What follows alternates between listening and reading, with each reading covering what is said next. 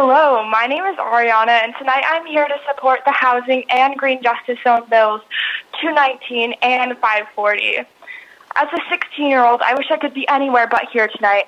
But at the age of 16, I've already seen the effects of the Rhode Island housing crisis. My dad was homeless throughout many of my elementary and middle school years before I could fully understand how horrific that was.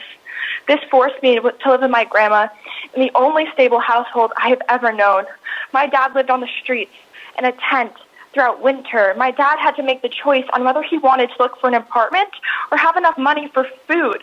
My dad was forced to go to bed in a tent, cold, every night so that he could survive in the state, and I couldn't help him.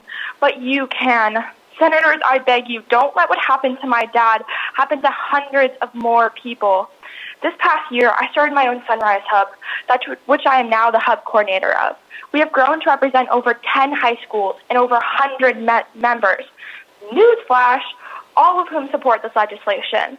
My words are backed by countless innocent children begging you to care. I am not asking you to throw yourselves down in support of these bills, but to simply pass them through committee. I am asking that you remember our stories from tonight. I'm asking that tomorrow when you wake up in your warm beds, you remember the story of my father cold and wet in his tent, and that a week from now you remember the stories of everyone who spoke tonight unable to breathe in their own neighborhoods.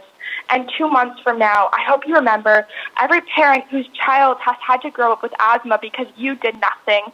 Do not let your privilege forget our existence. At the age of 16, I have two options to stay in the States. One, suffer the way my dad did to the housing crisis, or two, suffer the climate crisis. My name is Arianna. I am 16 years old, and my biggest dream is to survive, and all I am asking is that you grant that. Thank you for your time. I hope you have a great rest of your night. Thank you, and thank you for your passion, and thank you for your commitment. We appreciate